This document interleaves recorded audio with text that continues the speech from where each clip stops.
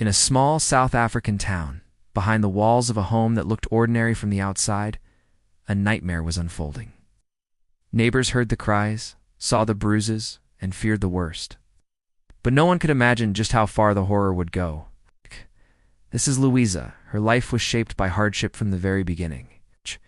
Born in the western area of South Africa, she lost her father at just 10 years old, the only man who had ever truly loved her.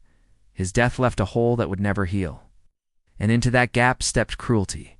Her stepfather was a tyrant, humiliating, hitting, and grinding down every shred of self-worth she had. By adulthood, Louisa wanted out. Now she took the first escape she could find: marriage. But the man she married was no savior. Freddie was just another abusive nightmare, and with her mother's help, Louisa finally broke free. Then came Christo, a calm, hard-working auto mechanic. They married, had a son, Johan, and in 2013, a beautiful blue-eyed daughter named Poppy. But after the children were born, Christo changed. The man who once smiled now raised his fists, according to Louisa. Louisa divorced him, even taking out a court order to keep him away. Hoping for a fresh start, she moved to the quiet, seemingly safe town of Orania. It was a small community where just over 1,000 people lived. There, she found work, made friends, and even gained custody of her teenage stepdaughter, Marissa, a gentle soul who became like a second mother to Johan and Poppy. Then, Kobus arrived, twice divorced, with a trail of bitter ex-wives, who characterized him as a merciless and cruel person. But Louisa didn't know that. He seemed kind at first. Within months, they married, and the very next day, Marissa was gone, sent away without warning. The children lost their beloved sister figure, and in her place was a man who seemed to despise them. Johan and Poppy was sent to kindergarten while their parents worked. However, the teachers began noticing Johan would run away and hide in the bathroom when his parents came to pick him up. Both children clearly didn't want to return home. Soon, Johan began showing up to kindergarten in heavy jacket and long-sleeved clothes in the summer. When they tried to undress him, he reacted aggressively, not allowing it to be done. According to Johan, his parents would be very angry if he took off his warm clothes. Teachers would later learn the clothes hid bruises. When Louisa and Kobus was questioned about the bruises, they stopped taking their son to kindergarten. Poppy remained in kindergarten. Eventually, bruises were noted on the little girl's body, and her parents were once again questioned. Louisa blamed little Johan and complained that he behaved aggressively towards his sister. Louisa explained Johan's absence from kindergarten by the fact that she was afraid he might harm other children, therefore she decided not to take the boy to kindergarten until he grew up. A neighbor of the couple noticed signs of cruel treatment and verbal abuse towards the children. The neighbor also recalled a night of yelling and screaming from the little girl before hearing a bone snap. The following day, the little girl returned from the hospital with her leg in a cast, forced to climb out of the back of a truck alone, while her stepfather barked at her to hurry. Poppy would wake up crying almost every night, and instead of comforting her, her parents scolded and shouted, ordering her to be quiet. The neighbor once again heard yells in the apartment, after which a dull thud was heard. The little girl burst into tears at the top of her voice. When he saw her the following day, she had a huge hematoma on her head, and she seemed to have poor control of her right hand, constantly pressing it to her chest. This time the neighbor couldn't stand it and decided to intervene. He approached Kobus and asked what had happened to his stepdaughter, and why she was constantly crying. Louisa responded that the injuries were obtained by falling down the stairs while playing. The most chilling moment, a winter's day, when Kobus accused the children of some imaginary crime, he stripped them down and sprayed them with ice-cold water from a hose, forcing them to shiver through repeated apologies. This incident made the neighbor turn to social protection services. However, they ignored the incident's reports. This did not deter the neighbor. He repeatedly contacted the organization to draw attention to the stepfather's glaring cruelty. But this was a very small town, and the nearest police station was at least 40 kilometers away. Fortunately, the abuse did come to the attention of Child Protection Services. The neighbor's concerns were enough that officials required the couple to attend special consultations with a family psychologist. On paper, it seemed promising. They took the children for medical checkups, attended appointments, and appeared to be cooperating. But it was all for show. Behind the facade, nothing had truly changed. During this same period, a neighbor witnessed the most chilling signs of domestic violence yet. Disturbed and desperate, he went to the Social Protection Service to report what he had seen, but he was brushed off, told that the family was already under control and being worked with. No real action followed. The neighbor's fears were tragically confirmed. At the next medical exam, doctors found bruises on little Poppy's body. They tried to ask her what had happened, but she was only 3 years old. Her words were unclear, her pain unmistakable. Protocol demanded that such injuries be documented, but the doctor chose not to. Later, he would justify it by saying the child couldn't clearly explain the cause, assuming they were ordinary bruises from play. He accepted Louisa's version of an accidental injury, and the warning signs were once again brushed aside. Then, in September 2016, the family vanished overnight. No goodbye to neighbors, no notice to Poppy's kindergarten, not even a word to friends. They moved to Magali's farm, a few hours away. A remote property connected to Louisa's mother's property.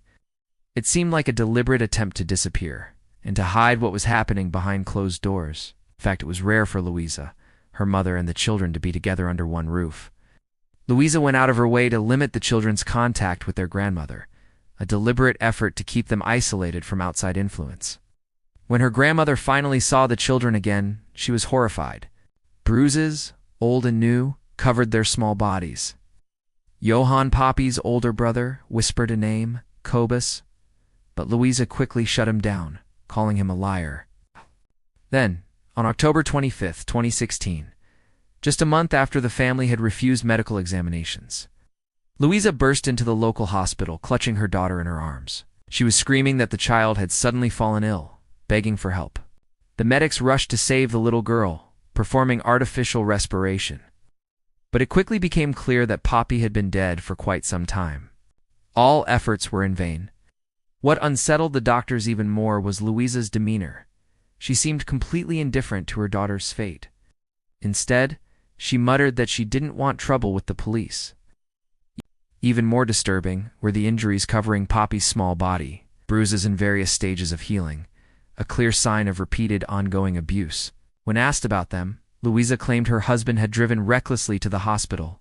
The doctor also noticed the couple had brought their other child, 5-year-old Johann. He huddled in a corner, avoiding his parents' gaze, muttering under his breath. Bruises marked his own body. When asked what happened, he quietly said, "Poppy didn't want to eat." The scene was too suspicious to ignore. The doctor called the police, despite Louisa and Cobus's attempts to dissuade him. When the first officer arrived, the doctor showed him photos of Poppy's injuries. The young officer was so shaken by what he saw that he cried. He had never encountered such brutality, not even among adult victims. Cobus was immediately arrested. Louisa, however, was not. Investigators initially treated her as another victim of years of domestic violence.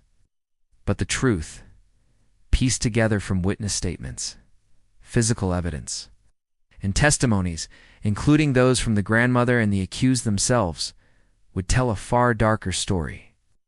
Louisa later told investigators that the day before Poppy's death, the child had accidentally hit her head on a closet. By morning, Poppy was lethargic, barely speaking or moving. When Cobus returned from work in one of his foul moods, Louisa claimed she asked him to leave the children alone. Instead, he greeted his stepdaughter with a kick to the stomach, something Louisa said happened almost every day. She then went to the store, leaving the children alone with him. When she returned, Cobus told her Poppy was unconscious. She found her lying in an empty bathtub, her small body cold, lips blue. They attempted artificial respiration, then decided to take her to the hospital, but instead of carrying her, they dumped her into the empty bed of their pickup truck, letting her body rattle over the rough road. Conveniently, this also allowed them to later blame the bruises on the ride. The grandmother refused to believe her daughter could be involved, but investigators and the forensic experts saw the truth. Poppy had been beaten for a long time, likely thrown against walls and furniture. The autopsy revealed a massive buildup of blood in her skull from a severe craniofacial trauma, almost certainly the fatal blow. Her body bore abrasions and bruises concentrated on her face, chest, and thighs, many consistent with kicking. When news of the abuse spread through the community, Cobus became a target in prison, beaten and threatened repeatedly. Yet Louisa remained untouched by authorities for weeks, despite growing suspicion that she was just as complicit. On the eve of the funeral, two women dressed as police officers lured her away, took her out of town, and brutally beat her. She returned to bury her daughter with fresh wounds, showing no visible grief.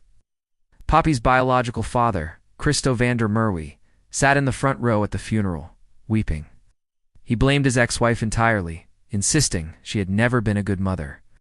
Louisa showed no remorse. Finally, on December 15, 2016, Louisa was arrested and charged alongside her partner.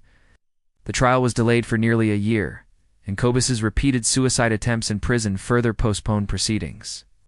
The delay gave prosecutors time to interview Johan in detail. His words sealed his mother's fate. He testified that Kobus beat him and Poppy daily, while Louisa stood by, covering for him and never intervening. Sometimes, he said, the sound of the blows was so loud it drowned out their screams. Johan also revealed the truth behind Poppy's wet hair that day, not from splashing water on her face in an attempt to revive her, as Louisa claimed, but because Kobus had shoved her head into the toilet and flushed it, trying to bring her back after the beating. Louisa had stood in the doorway watching. In the end, both Kobus and Louisa were found guilty of Poppy's murder and sentenced to life imprisonment without parole, plus an additional 10 years for threatening Johan's life. Even the judge reading the verdict could barely contain his fury, not only at the cruelty of the crime, but at the utter lack of remorse. It also emerged that a neighbor had repeatedly reported the abuse to social services, but his pleas were ignored. In the end, the system failed Poppy just as completely as her parents had.